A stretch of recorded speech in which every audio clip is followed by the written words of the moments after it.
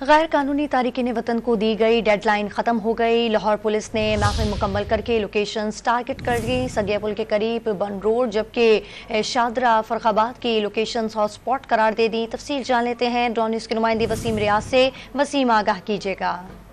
जी देखें, हुकूमत की तरफ से जो गैर मुल्की जो गैर कानूनी तौर पर पाकिस्तान में मुकीम है उनके लिए 31 तारीख जो है वो आखिरी दी गई थी, क्योंकि ये डेडलाइन खत्म हो गई।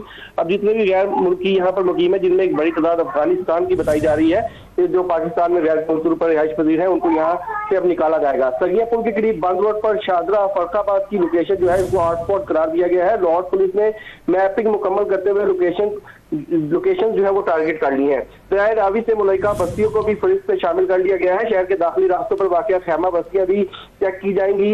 हॉटस्पॉट करार दिए गए इलाकों में गैर कानूनी मुकीम जो अफगानी की बड़ी तादाद मौजूद है, उनकी लोकेशन टारगेट के बाद कार्रवाई के लिए आला हुकाम की हिदायत का इंतजार जो है वो किया जा रहा है। पुलिस वहां मौजूद है, पुलिस की तैयारियां मुकम्मल है। पुलिस के साथ इस इदारों की मुआवनत जो है वो हासिल है। इस वजह से आईजी पंजाब का कहना है कि अगर किसी भी अफगानी के पास शनाख्ती कार्ड या उनके पास कानूनी दस्तावेजात मौजूद हुए तो उसको किसी सूरत तंग नहीं किया जाएगा। उसके अलावा जो लोग गैर कानूनी तौर पर पाकिस्तान में मुकीम है, उनके लिए पंजाब भर में जो पनाहगाहें हैं उनको जो है वो मुंतकिल कर दिया गया है। अफगानियों के लिए जो है उनको पकड़ने के बाद मुंतकिल किया जाएगा, उसके बाद उनको वापस जो है वो उनके मुल्कों में भिजवाया जाएगा। जी बहुत शुक्रिया तफसील देने के लिए वसीम रियाज आपका।